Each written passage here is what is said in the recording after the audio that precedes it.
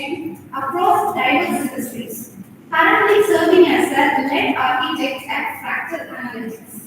He is also a certified IBM quantum computing developer, a blockchain expert with credentials from IIT Madras and IIT Kabul, and a passionate advocate for ethical and efficient technology development, particularly through his work with Rust programming for building memory-safe and high-performance systems. In addition to his technical compliments, Mr. Raj Arun is a respected author, educator, and mentor dedicated to empowering the next generation of technologists through hands-on training and leadership. Please join me in giving a heartfelt welcome to Mr. Raj Arun. We look forward to gaining valuable insights from your vast experience and visionary approach.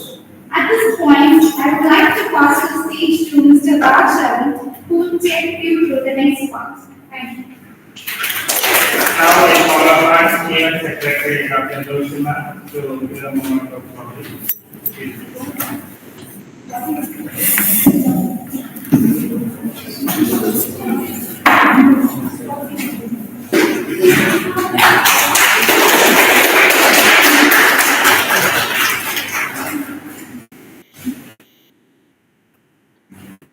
Thank you, ma'am. Thank you, sir. Now session continues.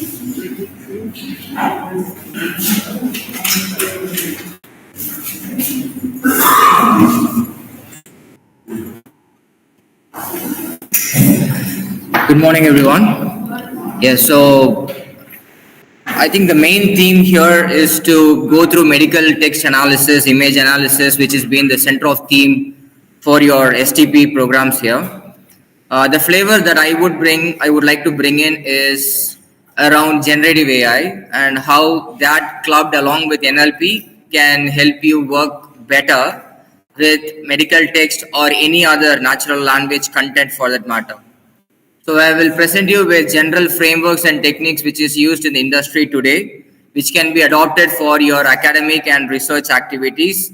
And this can also empower staffs and students to further make pronounced strides in terms of the activities that you are doing in the current area or field of work.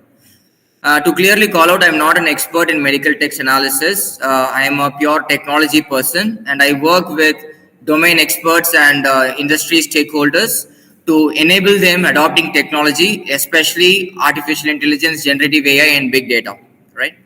So that's what my background is, and thanks for the warm introduction and having me here. At any point in time, please feel to stop because this topic can be a bit overwhelming given that generative AI is still at a very nascent stage. So for someone like me who has seen it for this technology for over a decade, I kind of see how it has evolved from day one to where it is today.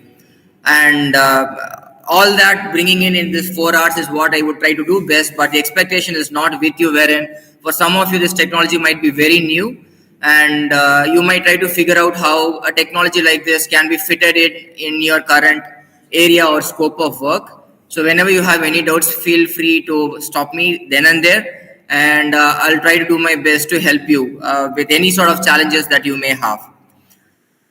So give you a very high level theme of how this program is structured. Though there is a lot of content based on the feedback and the interactions that I'll be having with you, I will accordingly pick and choose contents and topics from the plethora of information that I have probably curated because it's only best delivered when it fits into your bucket of interest rather than me bringing in something which does not really serve any purpose to you. And these 4 hours I feel should be very meaningful for all of us here, and keeping that in mind is how I would like to approach this Sttp.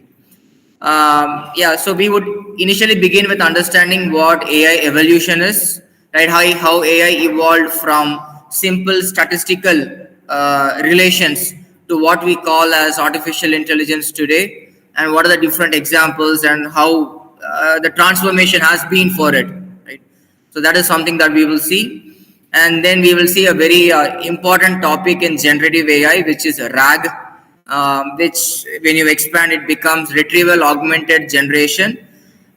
So why RAG is needed, why are we talking about this technique here, Is there not any other techniques? So that background is something that I will be giving you. The reason for me to pick up RAG here is to ensure that it serves your purpose of doing your academic and research purposes.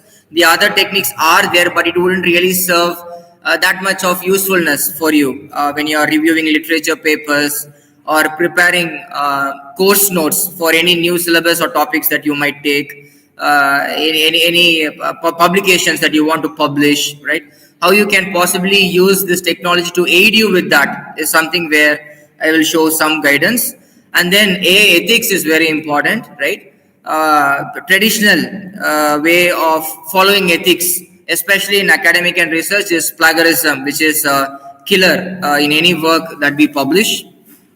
So, and generative AI is no different, right? Generative AI is built on content and information which other people have already published.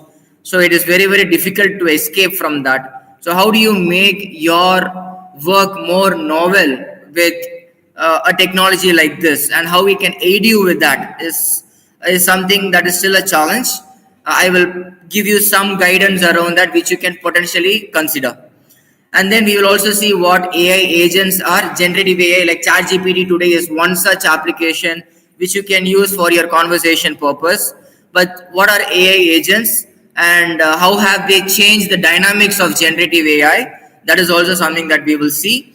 And then, of course, last but not the least, about prompt engineering. I'm sure you had some discussions around prompt engineering. I'll give you more insights into how clinically and surgically it can be used when you are interacting with generative AI and how it can fit into your schedule of things.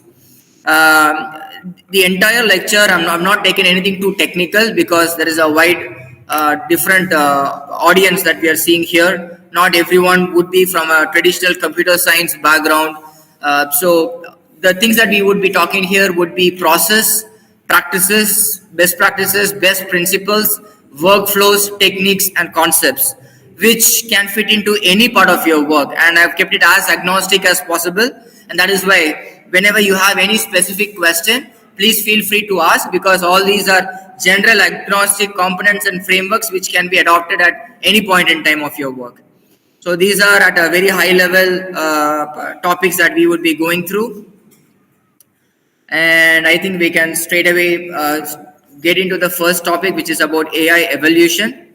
Let me open up that.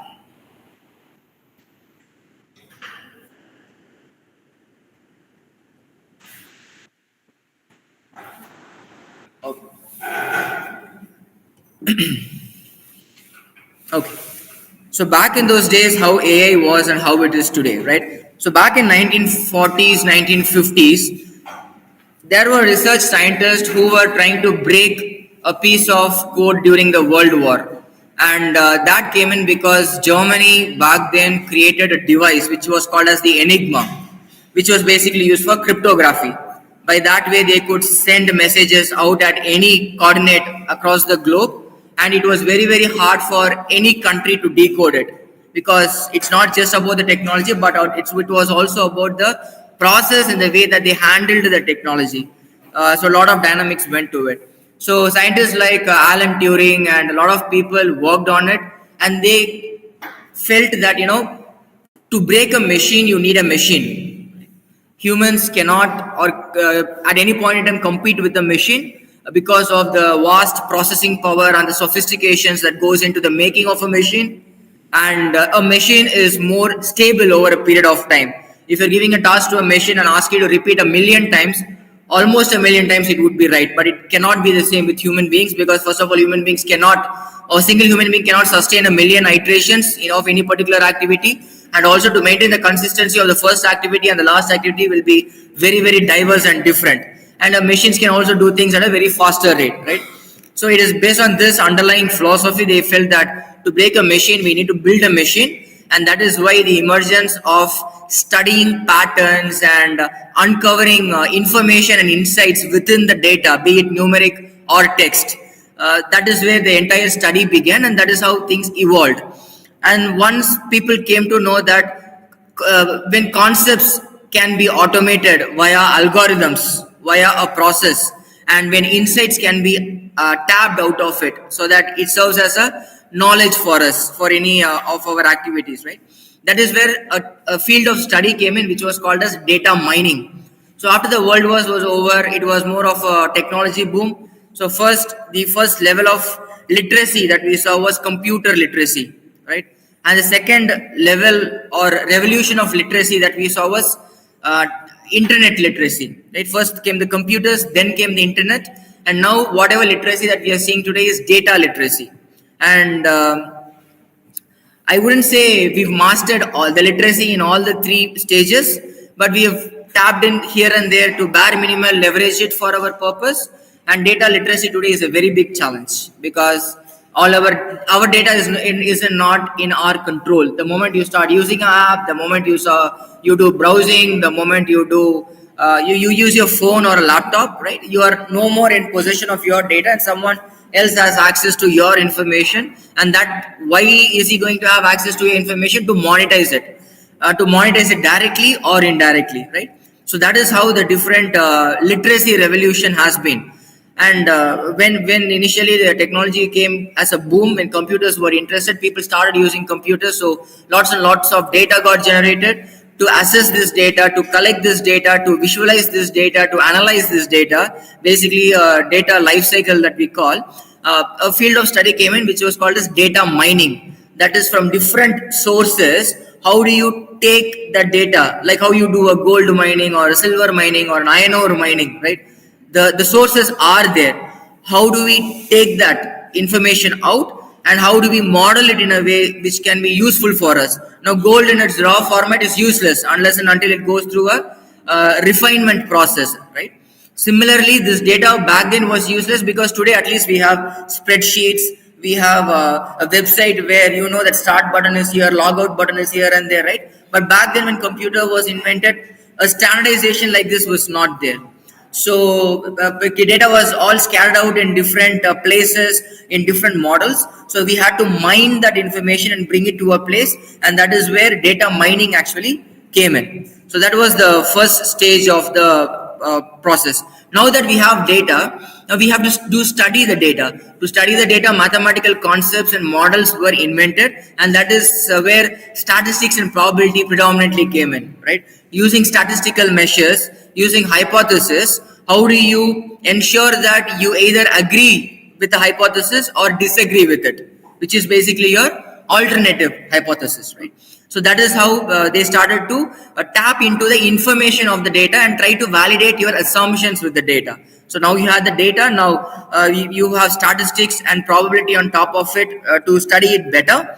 And then came the third level, wherein people now saw that, there is math going into the data. So it's sort of a scientific field or a scientific work that we are trying to do today. So why not call it data science, right? So that is where data science came in, where more statistical models, more probabilistic models came in, and people started to study data as a scientific area of work. Now, after data science came in, then they said, okay, I'm having the data, I'm doing analysis with the data, right? Now, and I'm also able to get insights from the data. But can I take it to a different level, wherein from insights, can I go to intelligence, right? Now, how do you create this intelligence? The moment you take a book, right? The moment you take a book, you start studying, right? So first you study, maybe that is information for you. The more time that you spend on a particular book or a particular topic, particular chapter, that insight or information gets converted to intelligence. And then using this intelligence, you start producing the content, right? You start producing insights to someone else. You start being or becoming a SME in terms of whatever courses or question papers or assignments or any research work that you have to publish, right? Just with insights, would you be able to do that? Not really. Now, this intelligence came when you started applying your insights, trying to practice with it over a period of time. You tapped in the patterns. Now you understood the depth of any particular information that you have read, and this intelligence is what you as a human being use it to serve yourself for a purpose. Similarly, the data had insights, and now from insights they want to go to intelligence. So what is required for it? We had to understand the patterns. We have to understand the heuristics that goes into the data.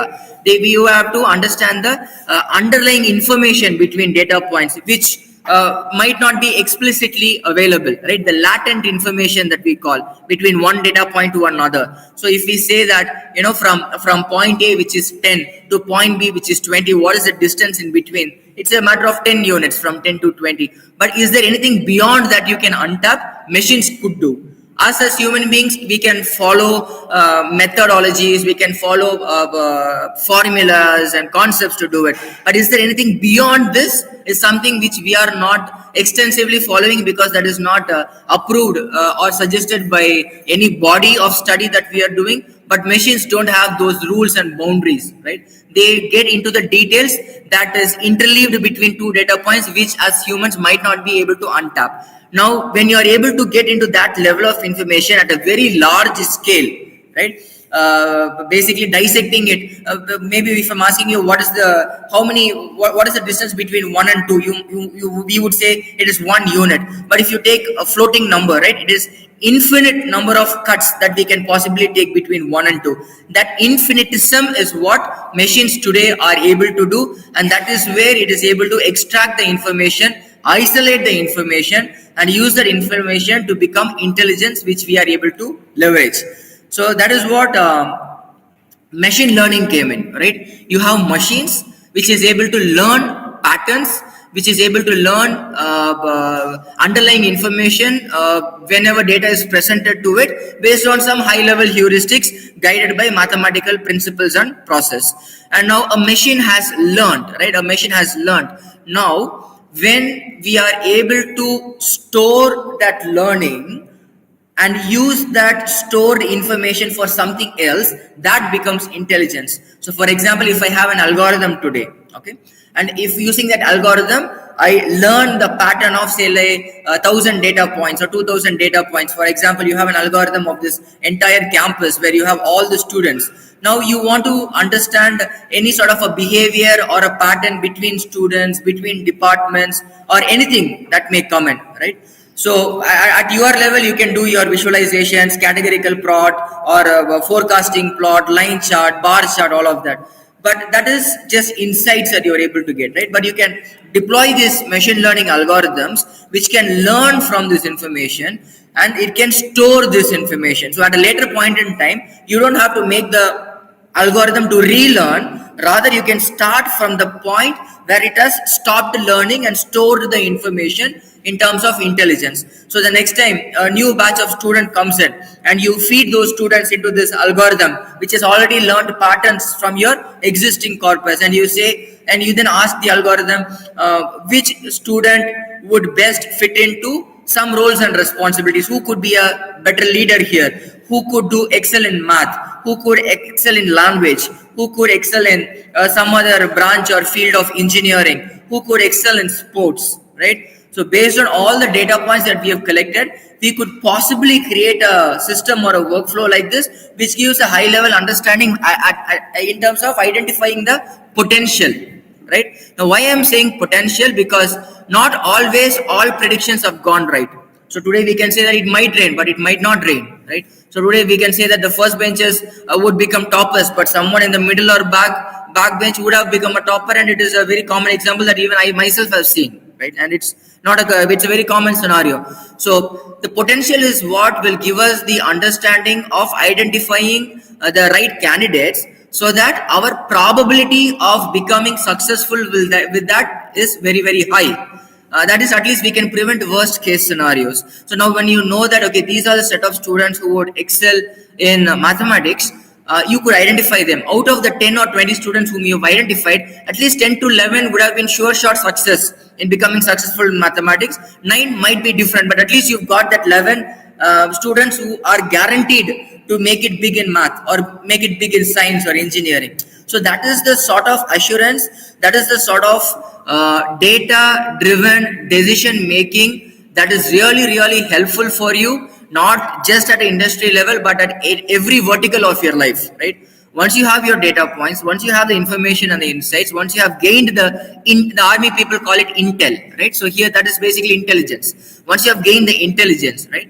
How you are leveraging all of that in your decision making process, that is where a human in the loop comes in. So today, no matter how far we've gone with technology, still the decision making is not, decision making can be made automated, but it is not made autonomous, right? There is someone who is telling the machine to do something, and when that directive is given, machines are able to execute it in a seamless manner. So there is a very thin line of difference between making something automated and making something autonomous, and that is where systems today with this intelligence are able to do, which otherwise was not possible maybe 30 or 40 years ago.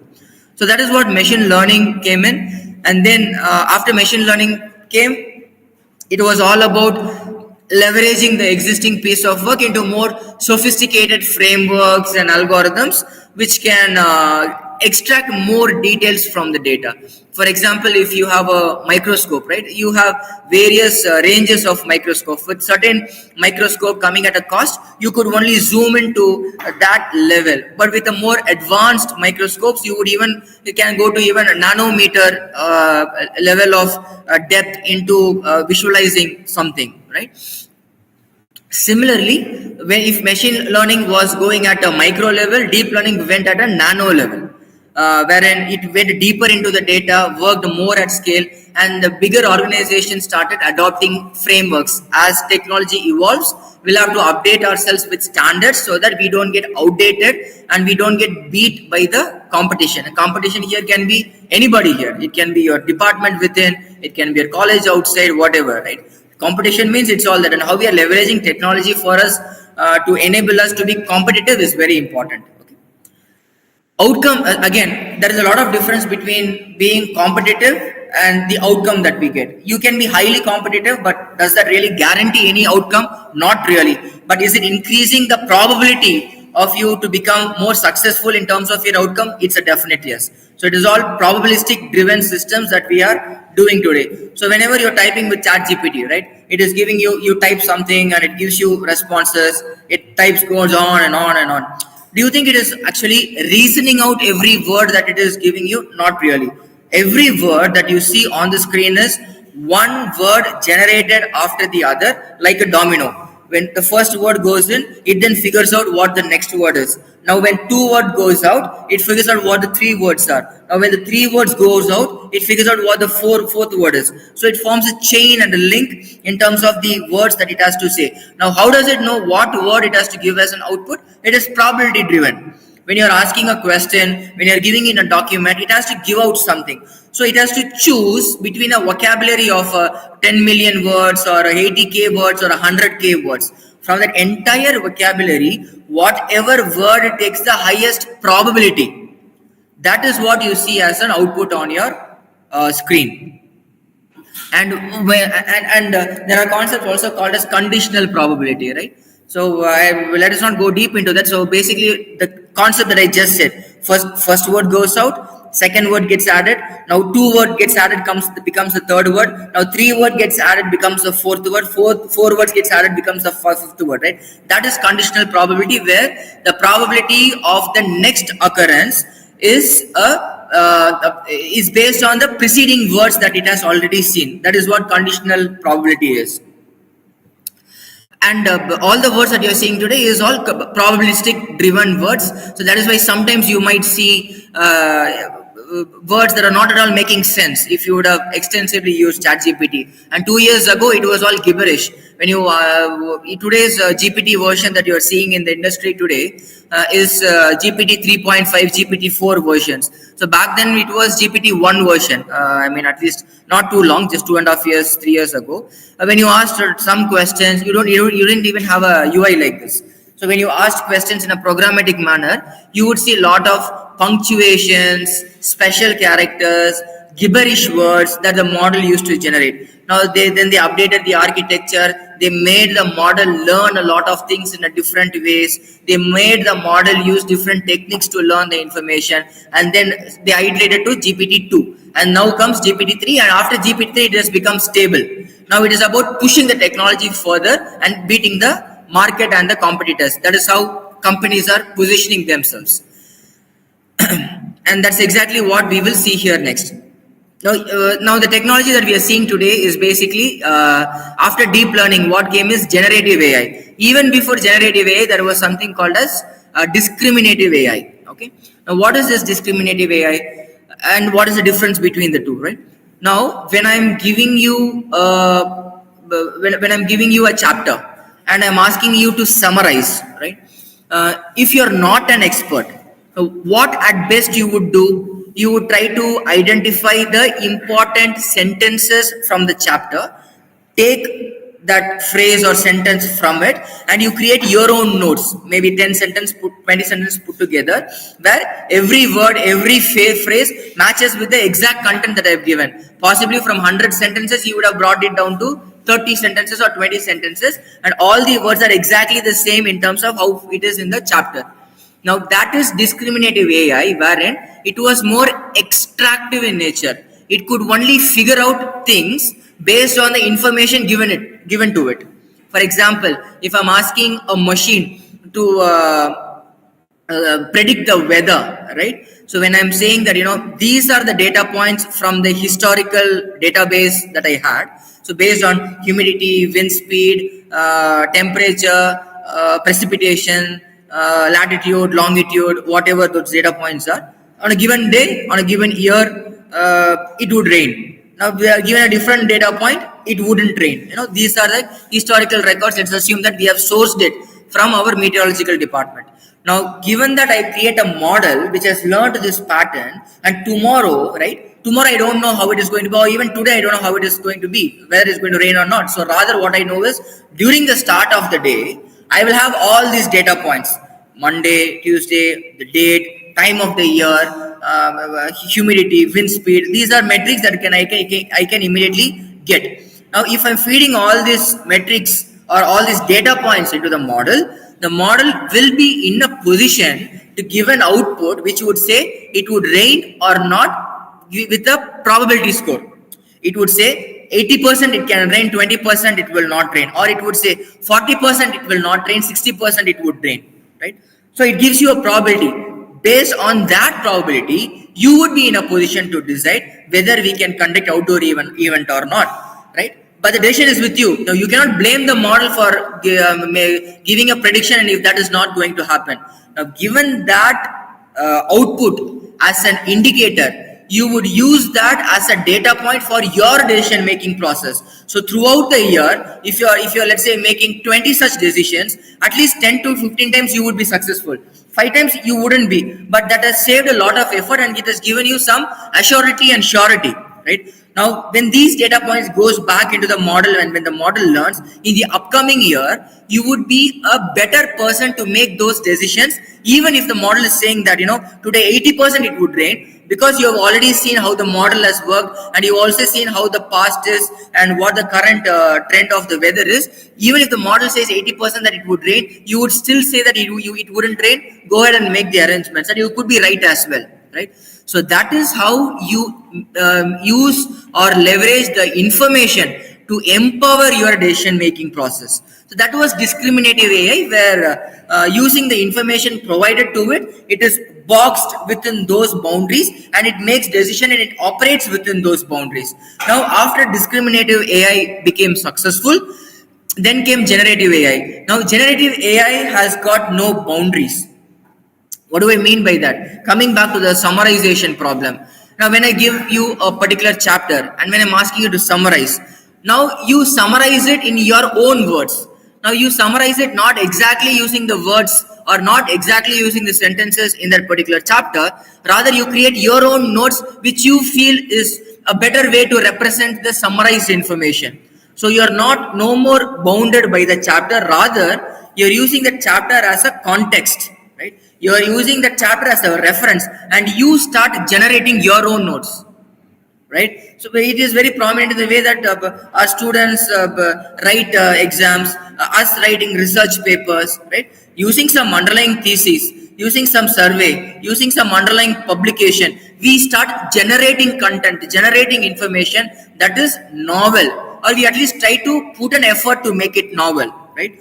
That is called as generative AI, and this exact process is what is replicated by generative AI technology as well.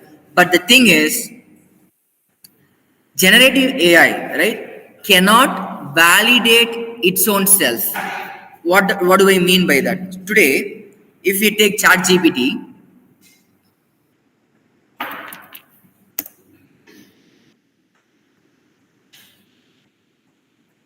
and maybe if I'm going to ask what are the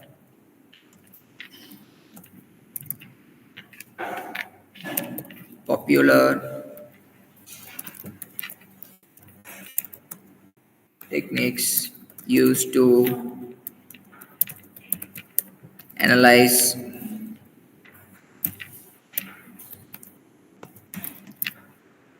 medical images, right? And there are certain tools, and I'll also give you a walkthrough of different tools which you can probably use, which probably I'll focus on the second half. And if I'm giving an yes, right? So if you see here, right, this is very, very important. Right? It says ChatGPT can make mistakes, check important information. So for people like OpenAI, right, who is valued at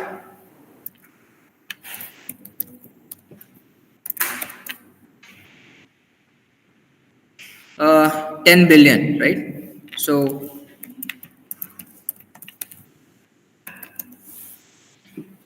whatever number of crores that comes to, right? When a company like that is valued at so much of crores, able to create technology, they are the creators of technology, right? Sam Altman, and it was initially funded by Elon Musk, and today there are a lot of players who are working on this particular technology, right? So when they can create a technology as powerful as that, why are they not able to solve this problem? ChatGPT can make mistakes. So this comes at a subscription. Now, if you go to the subscription page, right, there is a $200 plan and $20 plan, and most of the subscriptions in India are around $20. I don't think there is any $200 subscription, and they also say that it is very bad compared to 200. Now, leaving that story apart, now it's a paid product, right? It is generating information. Today, if you are buying something in the shop, 50 rupees, 100 rupees, if it is not working, or if they say that you use it, it will give you results, but it can also make mistakes. So you only should have to take care of it. Will you even buy the 100 rupees product? No, right? But a company like this, with such a valuation, charging $20, $200 month on month, is able to boldly make the statement that ChatGPT can make mistakes, check important information. Is it our job to do it when we are really subscribing heavily for a product like this? For an Indian market, $20 is a big amount. It is not a joke. And they are able to say this, and still this product is being used across India. I'll come to that story. That's a different picture. So they have not, that is because the technology itself has got a limitation. And that limitation is, at least when we are saying something, right, we will think for a moment what we've said is correct or incorrect. At least we'll think that, if I say this, what sort of an impact will it have on the other person? That thought process goes in, and that is basically called as lateral thinking, which we all have inherently developed over a period of time. This technology is not capable of that today. And if you take not just GPT, right, there is another application called Claude, where you go and verify the information, verify the facts. These are not factual systems. These are not systems that thinks. They might say, it says, thought for 23 seconds, etc., etc. These machines don't actually think. And that is something which I've been advocating for over a year and a half ago, but I did not get the proper support to do research and publish a paper. 2 days ago, Apple Intelligence, right, our iPhone providers, they have researched a published and research paper, we can check that, where they have proved that these are not logical systems or machines. These machines or systems don't have common sense. These machines and systems don't have emotions. These systems and machines don't have the thinking ability or the capability. These machines and systems are not really able to capture underlying human essence when it is able to generate the content, etc., etc. And it's a very good research paper. I've not gone through it, but that is the underlying theme when I read the abstract. This connects to the point which I originally said in very simple terms, that when ChatGPT generates the text, it is based on probability. When probability comes in, all these elements wouldn't be there. Human thinking, human knowledge defies probability, right? We control it. Here, it doesn't control. Because of it being a probability driven system, the entire technology is built that way. It will not be in a position to validate what it says. It will not be in a position to correct itself unless and until you point out information to it. So back again, 3 years ago, all these tools were fascinating to me, but today, when I am not able to get the best use of the applications today, it is not really serving my purpose, because I'm able to point out so many mistakes in what ChatGPT or Claude or any other system generates. That's because of the usage and the expertise that you develop over a period of time. To a period of extent that today, if I seeing a content, I can say that if it is AI generated content or a human generated content. That is how you develop all these skills, whether you like it or not, when you start using all these technologies. So that is a crucial thing, right? Because generative AI cannot validate itself, a generative AI is not factual systems. For example, if you're asking about something, if you're asking generative AI about an event which never really happened, it would still make up some answers and give you some information. And you can cross check that. That is why today's fake news or misinformation spread is at alarming scale than what it was before. And it is having a very profound impact. Why? Today I can swap Donald Trump's image with someone else's image, and we are not able to find what is whether that image is real or not, or the right or not. We are not able to verify the source of the information because of the many constraints that we are into on a day-to-day basis, right? So that is why you should be more responsible when you are using this particular piece of technology, and at the same time you should be accountable for anything that you consume from it. And I'll also tell you wherein universities like Oxford, Stanford, Edinburgh has included a clause that it is okay to use ChatGPT or whatever generative AI technology at these places, but please ensure that you cite it, right? And also you'll have to be in a position to tell that using this, how you are able to come out with a novel recommendation which otherwise is not present or not generated by generative AI technology. And today it is not just about publishing papers or research materials or contents. You will also have to validate this information sitting in front of them using ChatGPT and try to have the conversation in the same setting, like how you have a lab and you have a setting and you have a lot of parameters and you operate within that. With the same setting, you also have to prove your thesis to the validators so that you can get your research approved. And this is happening. I have brought down a few references as well which could be useful for you. Okay, so that is basically the main distinction in terms of how risky a technology is ChatGPT is, and how responsibly we should start leveraging and using it. And that, I think, ends the first part of the evolution of AI and where we are right now and how it is bound to go, and the different things that are happening, and also show you some open source tools which are far better than ChatGPT today and more reliable. Today, if you are using ChatGPT for some of your research content, right, that same research content might be used by someone else at some other part of the world. How? Whenever you converse with the application, these guys would, because it is free and there is a theorem called as a no free lunch theorem. If you're giving you free lunch, then after the free lunch there is something bigger that they are benefiting, or there is something bigger that is there which they are able to consume. You're using the internet for free. Why are they not charging you? Because they are already taking data and they are getting paid 100 times more than what they are spending to make you use it. Similarly, ChatGPT, the pay, even for paid, the free versions that we use, I'll just stick with the free version because mostly that is what I feel the trend is. All your data will be used by them for training the model. Classical example is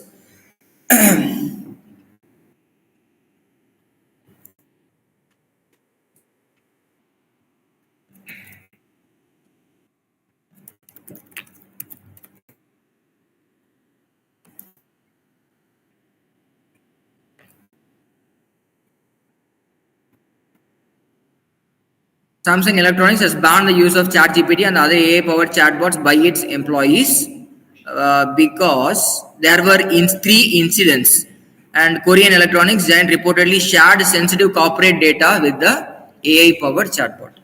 So they had all these devices and circuits, and they have patents over it, right? Now, these engineers uploaded images, they uploaded the code, everything, and they used it to finish their work fast without realizing that this information will be used by the ChatGPT creators to train the model, right? And without knowing that the model got trained, so someone else somewhere wanted to understand what has gone into the making of a IC board or a chipset that Samsung has, and the information was presented to them. Not 100%, but at least 70-80%, and that was more than enough to design or develop anything, given that there is so much of exposure to a lot of tools and technologies that can bring something to reality with just an idea when presented. And the department engineers were scrutinized, they found out the people, they sacked them, and in the entire campus of Samsung, they have their own internal chatbot, but they are not allowing them to access any ChatGPT or Claude or whatever it be, right? Outside their network. So that is how critical things are, and that is how people have really lost a lot of value by using them. So unless and until generative AI is brought in as a strategy with a framework, with guardrails, with restrictions and boundaries and limitations and constraints by your senior management or by your decision makers, do not use it extensively. I would say to the fact that don't abuse a technology like this. Later, abuse, that is extensive usage for everything you use ChatGPT. Right? Later, you become a victim, you become abused because you've already given so much. Now today you might see okay, fine, for a company like Samsung or industry company, they have lost their IP. For us, it would be more of academics, and the books are out there and there is really nothing IP about it. So how is it going to impact me anyway, right? Again, I want to give you an example which I'm pretty sure you can also relate. When I was doing interviews for hiring candidates for various technical positions like software engineer, big data. Sorry, I will always give a reference to technology because that's what I know basically.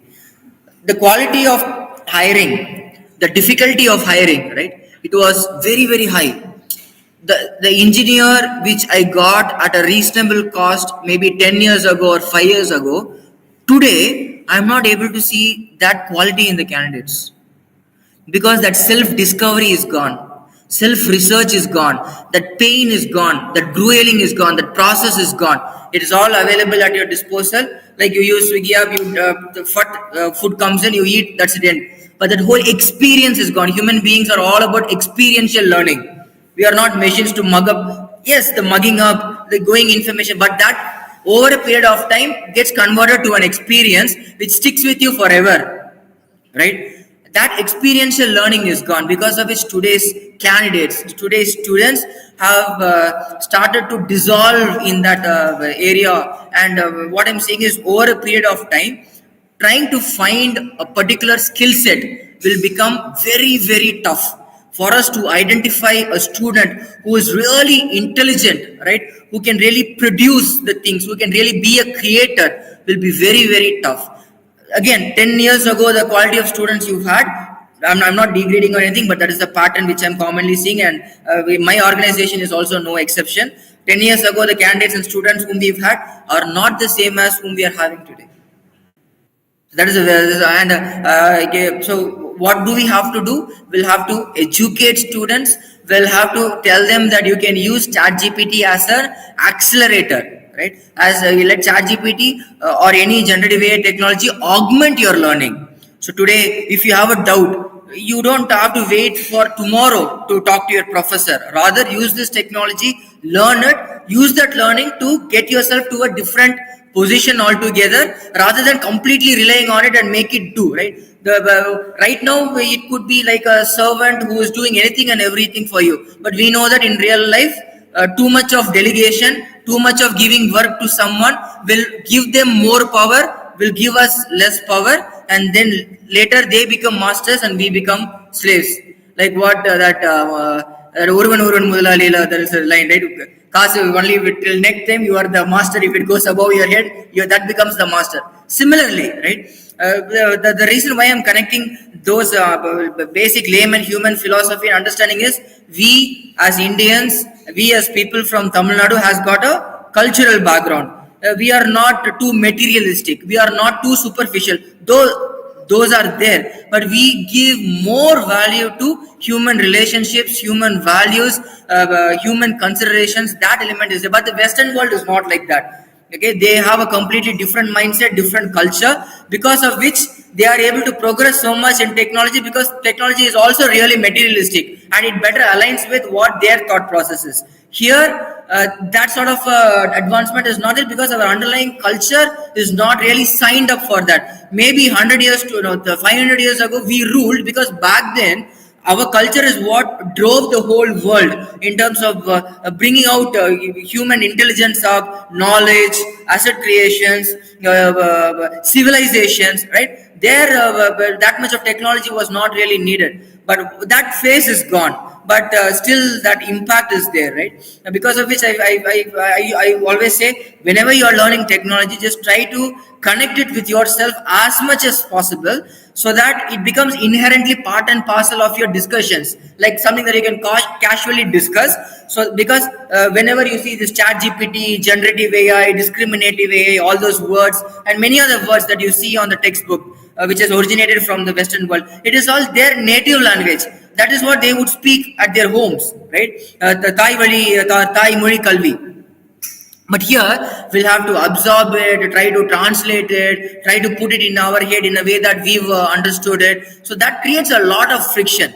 So whenever you read something, just try to technology or whatever. The reason why I've been able to transition across a lot of different technology fields like blockchain, big data, quantum computing, AI, generative AI, because somehow I've been able to find out the underlying essence in terms of what connects all these technologies and how I can associate it with it and how I can use this technology to empower someone beside me. So this has given me a knack of understanding all these current and future technologies. So at least when you're picking up generative AI, something like this, let us try to understand the possibilities of it, which is very, very important, because that is why they say the Western part of the world is always 10 years ahead of us or 20 years ahead of us, because even with ChatGPT, they were at least 5 to 8 years ahead of us. It's only this year or a year before we started using it. So naturally we fall behind the line, right? Because we are a developing nation. But the shift is happening, but it will take a very long time. Because it not only requires personal interest, it requires the government's intervention, formulation of regulations and principles. We will have to adopt.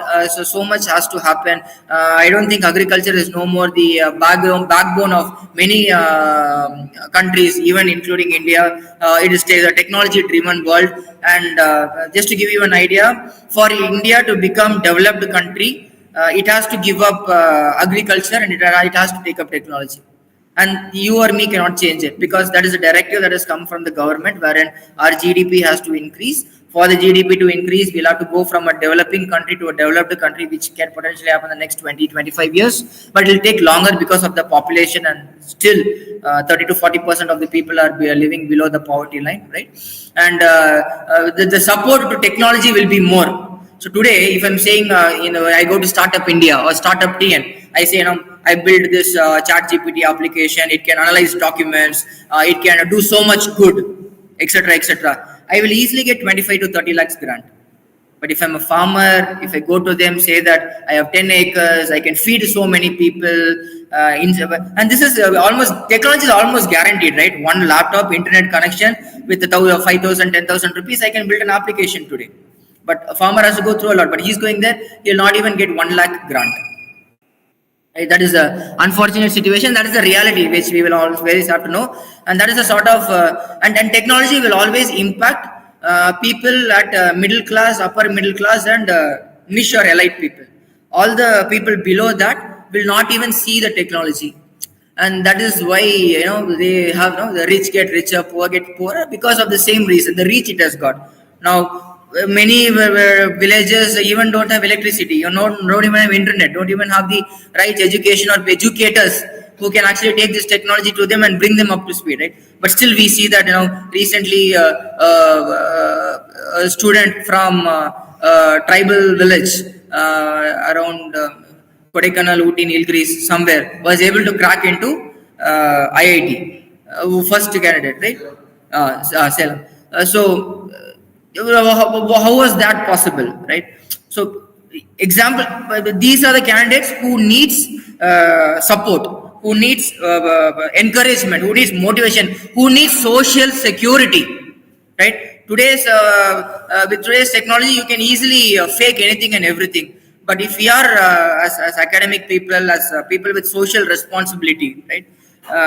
We are able to create a system like that to whatever extent we can, one or two, that really creates a whole lot of difference in terms of how we can empower the society. Okay, so the whole talk of why this generative AI is, yes, there will be a lot of fancy things which a lot of people will talk about during the rest of your Sttp as well, but these are the things which I felt is essential for me to take this opportunity to talk to you, so that it creates some sort of a perspective, right? You have more experience, most of you are very highly senior to me, so in no way I can challenge that, but all that I'm here to do is bring you that perspective which I have learned, which otherwise wouldn't have been possible, and that perspective can shift, change in directives and thought process in terms of how you can do some course correction or some adjustment in terms of how you can have a larger impact compared to some of the problem statements that you're seeing today in your college, in your institution, in your society,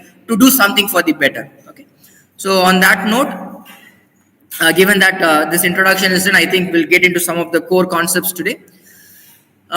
So this is AI evolution, that part is done. Let me bring in the second concept, which is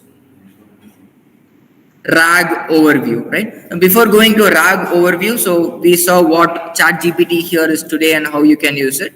I will give you a open source chat application which you can use.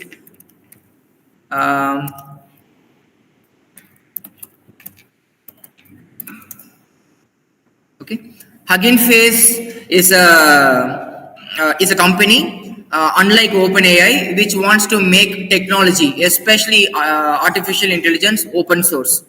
So if today you see a proprietary model coming in, this research community will sit together. They have got a heavy funding coming in from a lot of different people. That is why they are able to do.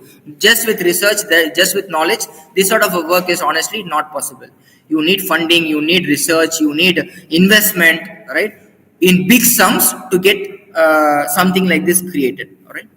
Now this Hugging Face chat is I will probably try to put it in our meet as well, so that some of you has got a reference, and I'll also give this to ma'am or here, so that later this can be used. Okay.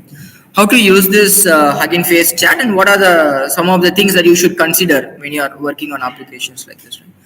Here. You see, right, everything is a model, right? Everything is a model. Everything is intelligence or learning bundled into a file, into a storage, which can be used for getting some insights and extracts, right? Now here there is a model called as DeepSeek.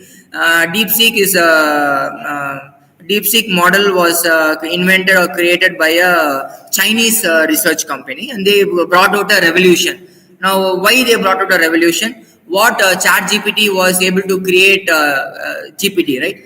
Using now $100 million or $150 million, these guys were able to create an $8 to $10 million. That itself is a huge sum, but it's almost 1/10 of the original money that the Western world used to create a technology like this, and they have open sourced it, right? For various reasons. Chinese has always got their own way of doing it, right? Like how Ola did, right? 15 years ago, you take a ride, the cost was cheaper than a share auto, 15 rupees, 20 rupees. And once they completely removed the share auto people and the other local taxi people from the market, now you open the app, from here to next street you go, you have to pay 500 rupees. Now that is how these guys, exploit. First they explore, and they operate at a loss. Now earlier you would think, what was the business model, how they could give something at 20 rupees, 30 rupees, and I'm able to drive in a Porsche car to a location. They operate at a loss, and then they also know that they will go at a loss. Now how are they going to sustain that loss? They get investment. Now if you take Ola or Swiggy back then, if you would check their cost sheet, they would have operated at 800 crore loss, 1000 crore loss. Today you take Zepto, they operate at a 3000 crore loss. The revenue numbers can be anything. Why? Using that loss is where they treat it as an investment. That you give people this offer, that offer, remove the other people from the market, chase them out of the market. Now once you know that you are the only player, then you tap in and try to get the business and charge like hell, right? Now you will see, back then when you ordered in Swiggy or Zomato, whatever food that you ordered was at a very cheap cost. Now the cost that comes in the app is much more costlier than what you would go to a restaurant. If you would have compared the menu card price of the restaurant and what these guys show you, right? Now that is called as cannibalism. That is trying to feed on people in an unrealistic manner. And in a startup world, in a new age world, where the traditional way of doing business, traditional way of carrying out, handling customers, that is all gone today because of the new age startup entrepreneurs coming in, and they have completely changed the dynamics of how business is operated, and it has become a norm. Now that treatment for today's generation and tomorrow's generation would be normal, but imagine the generation that is behind these people. At least 2 generations are there behind. Now they are getting heavily impacted, right? Though and these are the people who have actually built the nation. These are the people who has actually built the foundation for today's community to survive. But that level of support which has to go back to them, it is not reaching them, and it will never reach them. That day where things will be all right, things will be fine, will never come, because technology has penetrated and it has gone into everybody's hands. So everybody will take things in their own direction. Waiting for a day where things would be normalized, things would be back to normal, is unlikely to happen. As if at least it was a developed country, then the dynamics are completely different, wherein the population ratios, the way you do business would be very different, right? But here, because we are developing and we are raging forward, mindlessly working, mindlessly trying to earn something. Back then, if you would have earned, I remember my dad earning 30,000, 40,000, still there was so much he could save. Today, 80,000, 90,000, how much are we to save? We are really struggling to bring ends meet, right? That is how the dynamics are, and it would not come down, it would only go up. So things would be more challenging. And what has caused this disparity, this imbalance? Technology, very simple. So we are using it, we are advocating it for a lot of things. We want to bring technology, use technology, empower people and all of that. But as a society, we are not still ready for this technology, but still we are in a position to use it. Again, why? Western world creates this technology, and you might also see that there is so much happening in AI today, in generative AI. Today there is something, tomorrow there is something else. Day after tomorrow there is something else. How do I catch up? How do I keep up? That thought process is coming because we are not the creators of the technology. That is the underlying foundational problem. We are only consuming. We are consumers of technology. How many ChatGPT applications are there from India? How many researchers from India have created a framework like generative AI? Hardly anyone. People from India have gone there and done it because that ecosystem allows you to do all that.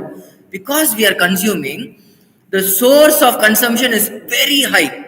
Today, if you go to someone like Sam Altman or someone from this OpenAI who is creating this ChatGPT, and you ask them, do you know anything else that is happening outside your work? He would confidently say, I don't know. Why should I know? I am trying to master my technology because I have created it. I am trying to do research work around this technology, and I am trying to go deep into my technology, and that is what it matters for me for the next 10 years. By the 10 years, my work is done. My passion and interest would be done. I would have earned a lot to retire by 40, 45, done. That is why they are able to be creators, not that we are not creating. Today, there is a lot of potential, but our ecosystem is not supporting it. Today, with the salary that we are earning or the work that we are doing, can we retire at 45 or 43? Highly impossible. But they can do it. Today, youngsters are able to retire 30, 35, create a business, just do one thing, put some millions of USDs into their account, done. But we are not able to do it. And so what I'm saying is, there is no good or not bad. Just that we'll have to understand where we are and then try to position ourselves accordingly and not get intimidated by this technology, not get threatened by this technology. Understand that, okay, the technology can do so much. There is so much happening and I'm trying to struggle because we are consumers and consumers are bound to struggle that. Today, very simple, you go to the supermarket, try to buy one product, there are 10 different products. That itself is creating a lot of confusion for you. Tomorrow, 20 more brand will come for the same product. If something very simple that was possible for me to access from my next door provisional store, kal kilo goduma chakara, I get it in a packet, come back home, solved. You go to a supermarket, the dynamics are completely different. Milk packet, 10 different packet, 10 different varieties, but I just need milk.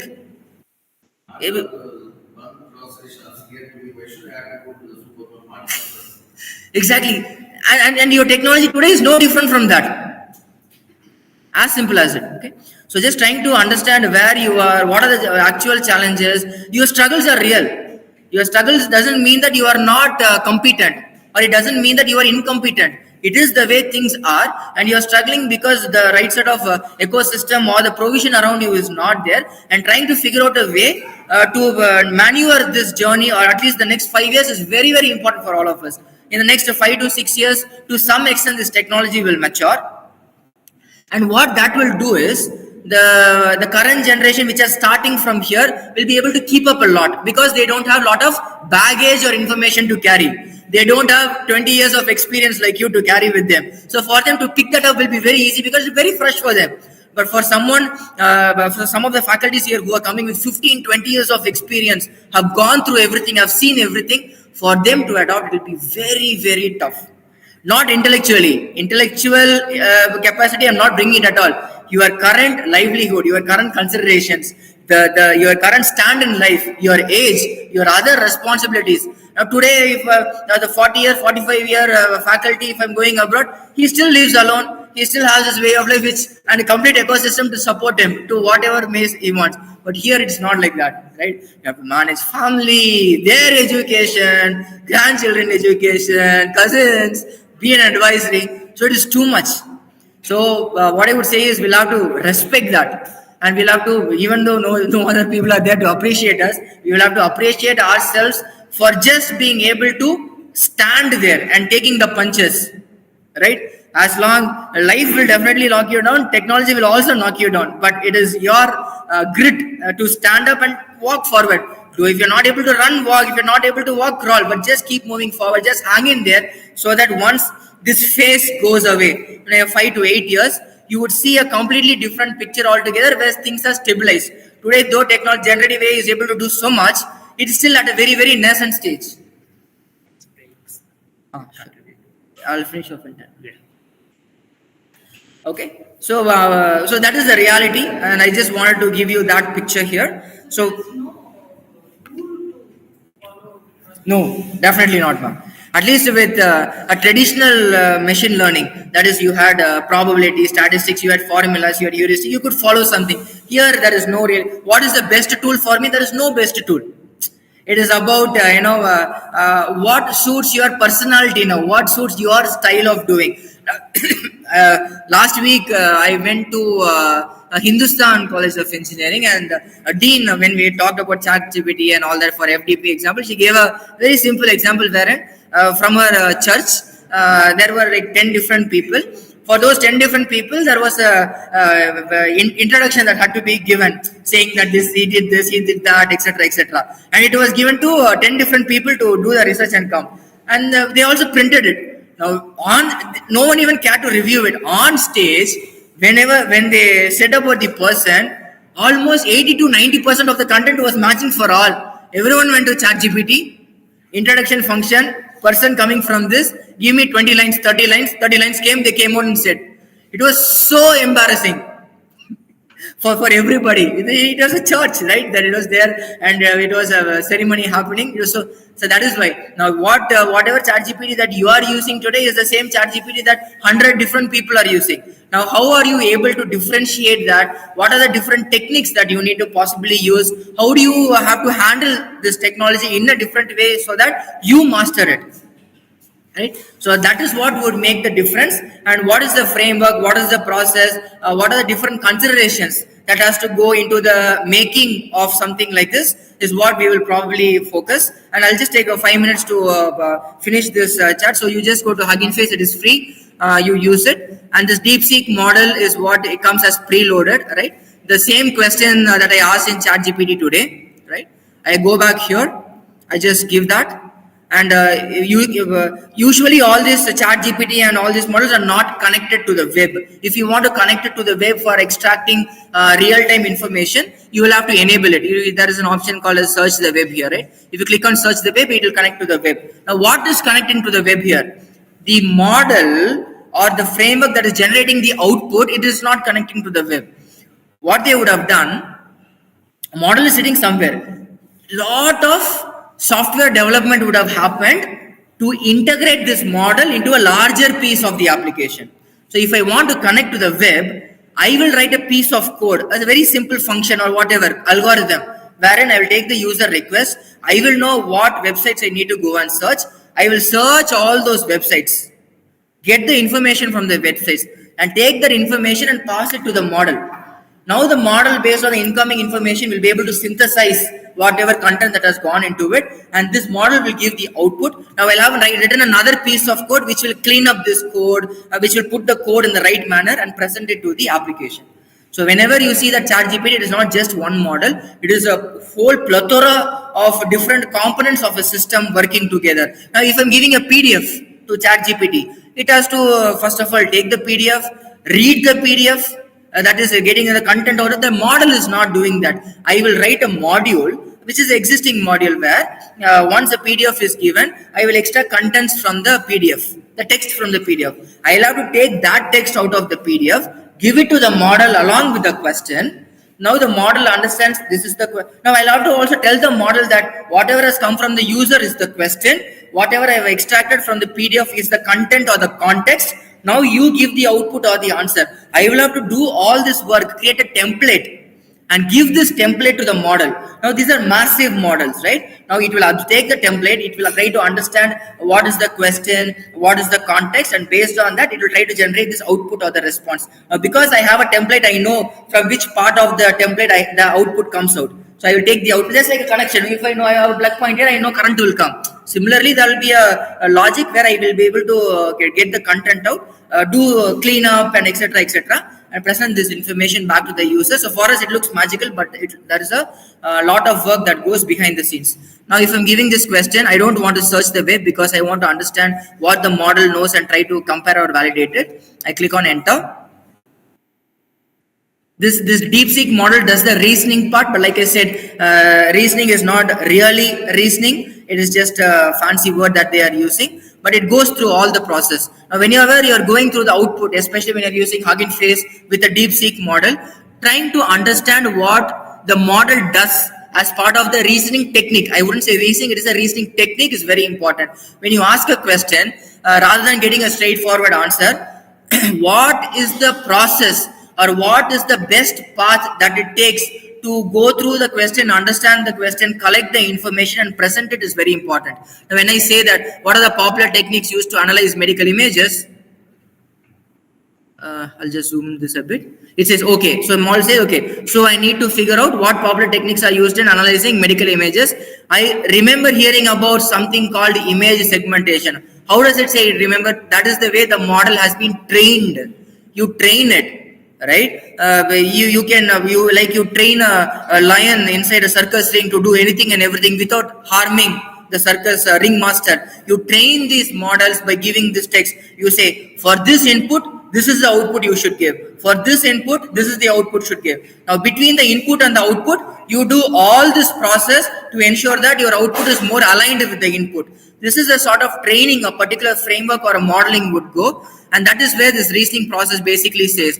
It says ways there is textual analysis as well, because medical analysis is not just about image, it is also about text. So it was able to figure that out. Now I recall this and calls it machine learning. It says segmentation techniques, computer aided diagnosis, whatever that they call it. And then finally, it comes out with a neatly jotted or plotted down answers.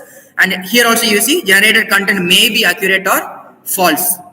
So you will have to again cross-validate it with your own research, then try to bring in your understanding with something you know, merge it with something you don't know, try to validate the source of that information, and then create a novel idea with revalidation, with fine-tuning. Then comes a very novel content which distinguishes your work from the rest of the crowd or the population who is leveraging the same piece of technology. So today, if 10 different colleges are using ChatGPT, if you're using something like Hugging Face or a DeepSeek model, the way you present information with your characteristics, your personality, your thought process, your novelty going into it, you will be able to clearly stand out from any of the presentations that you would get from the rest of the institutions that surrounds you. All right. So we will go through more such examples. We'll go through prompt engineering. We'll specifically talk about RAG because, like I said, generative AI today, when it generates, it is not able to validate.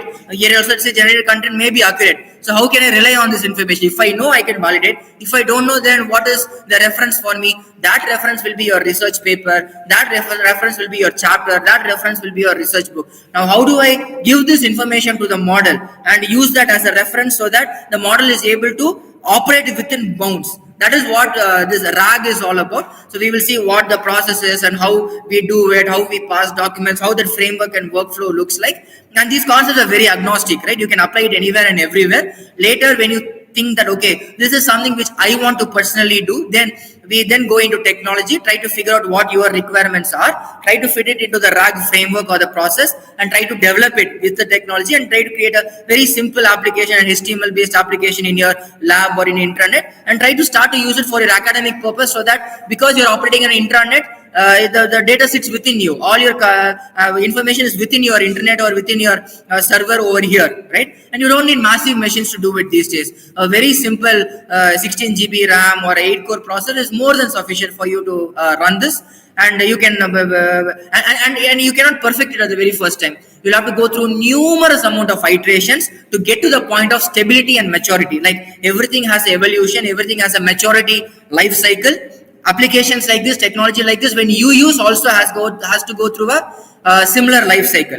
So with about 6 to 8 months, some application would become very profound, and you can leverage it for your internal research and academic purpose, and try to create such applications which is patented and privated to your institution, which can really talk a lot about how technology adoption is, and not just about the adoption, it is all about the application in a very responsible manner. And responsible means what? You know what content you are generating. You are not leaking your content to someone else who can benefit from your data. And also the work that is coming out is very novel, very unique, in a way that you can present authenticity in terms of anything that you may want to publish or talk about in wider forums. Okay.